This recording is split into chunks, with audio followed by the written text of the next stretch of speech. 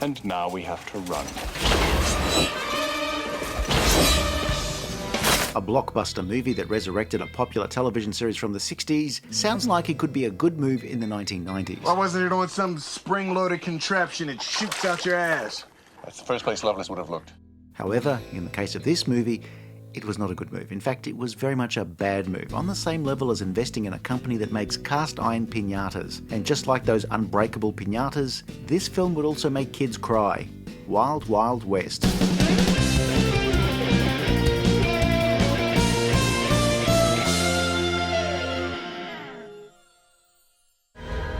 Now what? There are disasters and there are disasters. The Hindenburg disaster was an actual disaster. Wild Wild West is just a movie. It's more of a metaphorical disaster. I mean, there wasn't the tragic loss of life, but still, oh, the humanity. Oh, okay, darling, listen. Would it help at all if I said I thought you were a man?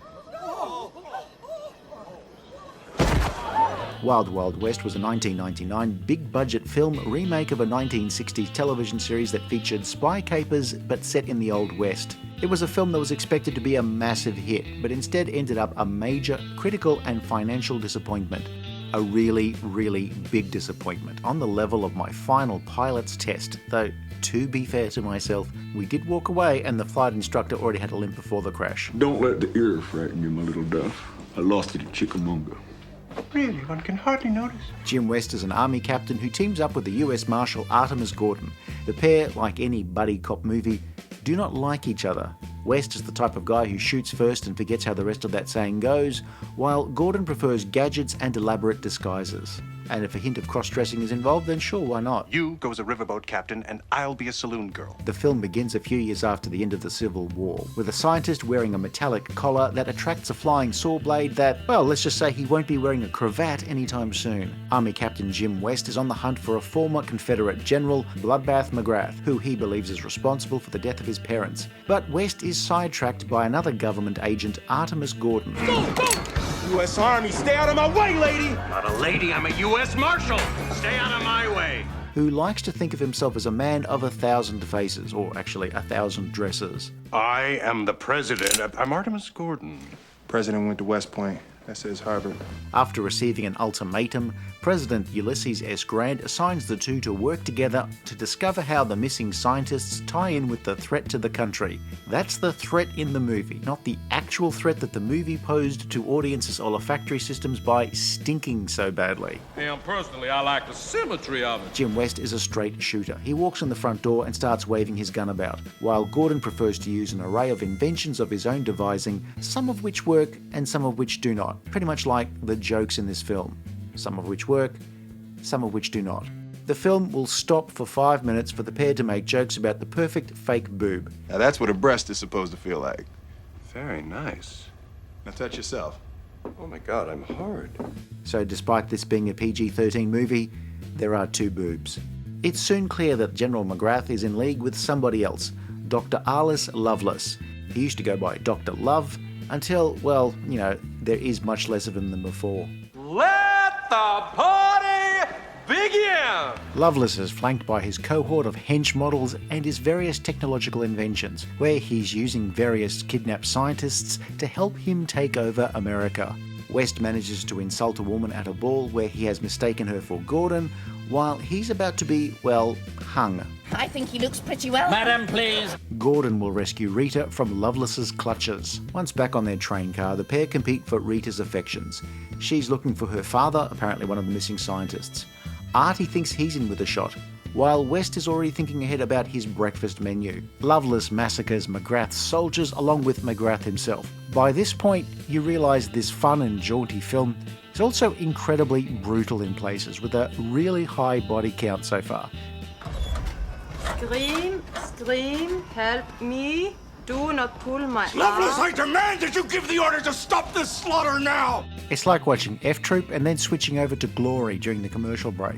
Lovelace attacks the train and captures the pair, locking them up in the same magnetic buzzsaw attracting collars as seen at the start of the film, which then kicks off a hilarious set of events where the pair have to try and escape the buzzsaws, their collars, and of course each other. I'm the master of the mechanical stuff! and I have to help you! You, the master of this stupid stuff! Loveless has a fantastic variety of technological marvels at his disposal. A super advanced tank that can also run on train tracks, a giant powered dildo, mechanical legs for himself, and finally, a really, really large spider. There are many things you can do with a giant mechanical spider, and only one thing you should do, but unfortunately no manufacturer makes a shoe big enough. That thing will never get past those rocks. Loveless delivers an ultimatum to the president: surrender the country. It does look as though Loveless has a winning hand. His plan is simple: blackmail the US government into surrendering to Loveless, who will divvy up the country with his allies: France, Britain, Spain and Mexico. Now this is where the film loses all grip on reality: Britain and France working together. And also Mexico and Spain agreeing on the pronunciation of the letter C. And then, because this film at its core is a film about pragmatic transvesticism, West interrupts Loveless's conference with an exotic dance. Kill him! They're getting away. Come on, we gotta do something. We gotta get horses. We gotta ride something. Apparently the only way to beat the giant spider, which of course can fire explosive projectiles, is by an air attack, which involves Artemis very quickly inventing powered flight. A battle on board the Spider sees West face off against a number of previously unseen goons, while one by one Loveless's remaining hench models are dealt with. Well, that struck a nerve. Loveless has a few tricks up his sleeve, but West manages to prevail. The country is saved. Huzzah! The president gives the pair their next assignment, though Rita has to come clean to the lads and introduce one of the missing scientists as her husband. So the film ends with Gordon and West riding off into the sunset on a giant spider. And the audience, or whoever hadn't already left and demanded a refund, can file out of the theatre, nodding their heads to the beat of Will Smith's pop song tie-in. Wild Wild West is not a great film, and there are worse movies. You know, Weekend at Steven Seagal's for one, and that's a terrible movie, but an oddly satisfying one. Wild Wild West wanted to be a fun summer blockbuster, but instead turned into a bun-bummer slockfuster. I call it the bivalve interior combustion, twice exhausted, bi-axle nitrocycle. Save it. Got a train to catch. Wild Wild West was originally a spy-themed Western series that ran for 4 seasons from 1965 that starred Robert Conrad as James West and Ross Martin as Artemis Gordon. It was a popular enough show at the time, though it had become a show that got a little lost in the memories of mainstream audiences, not having quite the life in syndication that would keep it fresh in people's minds, like, say, a Star Trek. After a wave of nostalgia for anything from the 60s hit in the 80s, various film producers started collecting the rights to dormant but potentially popular series that might be ripe for turning into a summer blockbuster. So, if I have piqued your interest, Attempts to turn Wild Wild West into a film began in the early 90s, with various writers, directors and stars attached, before producer John Peters signed director Barry Sonnenfeld and star Will Smith, even before the pair's 1997 film Men in Black was released, which of course was a huge hit that year. Sonnenfeld had already helmed 2 Addams Family movies along with Men in Black, and so was seen as somebody who could work on an effects-heavy movie that mixed comedy and action. Bad Boys, Independence Day and Men in Black were big hits, making Will Smith a huge movie star. Wild Wild West was seen as a potential blockbuster. It had all the right elements, just so long as they could make it. Various co-stars were involved before Kevin Kline came on board as Artemis Gordon. Producer John Peters is famous for having a thing about big spiders, which most likely explains why this film has a giant spider in it. I too have a thing about giant spiders, but I don't put them in movies. Fine-looking spider you have there. There are a lot of special effects in this film, effects that have held up relatively well, whether they're selling a gag or to show one of Loveless's machines. Around the halfway point of the movie, much of the film seems shot in front of a blue or a green screen, rather than film our cast in an actual desert, so at times it takes on a much more unreal look than, say, Men in Black just a few years earlier. This, of course, is a film that in no way attempts to depict realism, just like the last 5 times I perjured myself in traffic court. Sure could use some clothes down here, ma'am. It's at this point that I wonder whether it's worth stopping this and going to watch a more enjoyable movie with Will Smith, like Men in Black or I, Robot or Independence Day. Or honestly, after sitting through Wild Wild West one more time, I'd even watch that weird one with his son.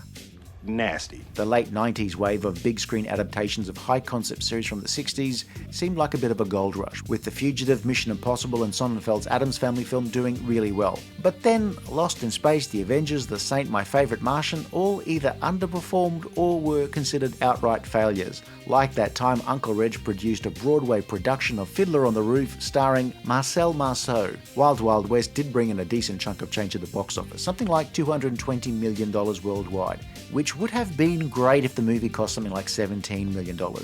Nice try, Buster. Except the film cost $170 million, which would make it one of the most expensive films up to that time. Hell, a quarter of a century later, that is still a reasonably big budget for a movie.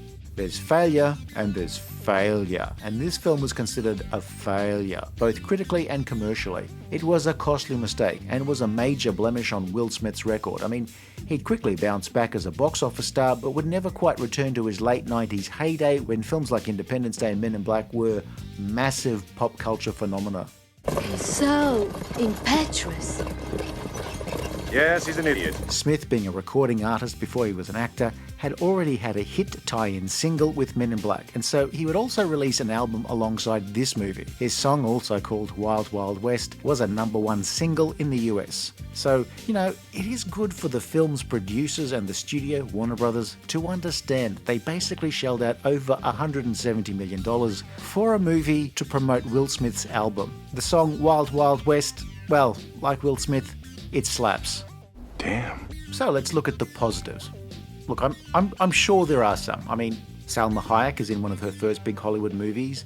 Ted Levine's always a captain or a colonel or a general, pops up as a general. The special effects from ILM are mostly well done and have held up better than pretty much every other part of the film. Veteran composer Elmer Bernstein's score is pretty good. It's no Magnificent Seven, but it's certainly competitive. The opening titles evoke a Bond film, but in their own way.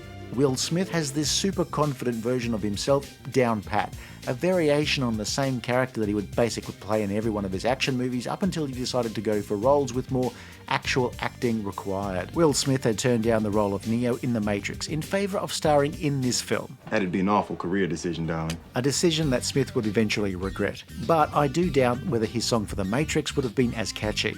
As for Will Smith's drag act, well, at least he's got something to fall back on if this acting career thing doesn't work out. The film also pushed the envelope in terms of the amount of Will Smith's junk that could be shown in a PG-13 movie.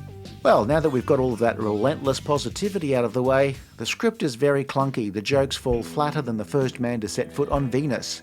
It's a vest which, when worn under the clothing, can stop any modern bullet, fired even at close range. Is that so? But I haven't tested it fully yet. Kevin Kline plays Gordon and President Grant, as well as Gordon playing President Grant. And for some reason, he's far more interesting to watch as Grant than as Gordon. So, whiskey over gin. It's me, dear friends. Alive and kicking. Well, alive anyway. Kenneth Branagh, Britain's greatest living actor, according to the print ads placed by his agent, seems to have embraced his obsession with ridiculous facial hair in order to inhabit a character. Branagh does seem to be having a grand old time, though I'm not sure the audience was having half as much fun. We haven't lost our sense of humor. It's a film full of grotesque caricatures, much like The Addams Family, but here totally lacks any of the style, humour, charm, charisma, or wit, which really does sound like the result of my last 3 personality assessments. I was hoping I wouldn't have to break your nose.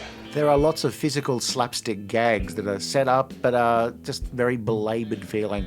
It's a film that tries very, very, very hard, yet still ends up incredibly mediocre.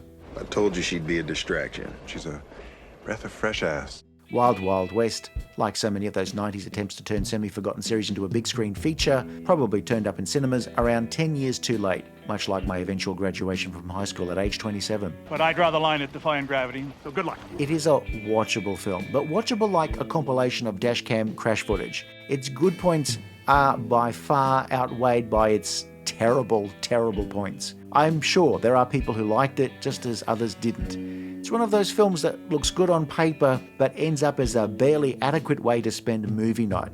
Unless, of course, you really like bad movies. That would be nice. In which case, Wild Wild West has got your back. And now, if you'll excuse me, Wild Wild West was a movie that should have been a fun time at the movies, given its budget, its cast, its production personnel, but instead it turned into a dinner party where the hosts mixed up the after-dinner mints with amphetamines, and they still haven't stopped arguing with each other over whether GoBots was superior to Transformers. Why did it take you so long to figure it out? There are many reasons why movies don't work.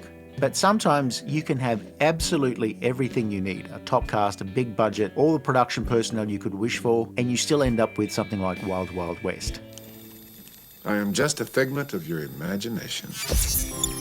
If you enjoyed this review, please like and subscribe, leave a comment below, or check out some of our other videos.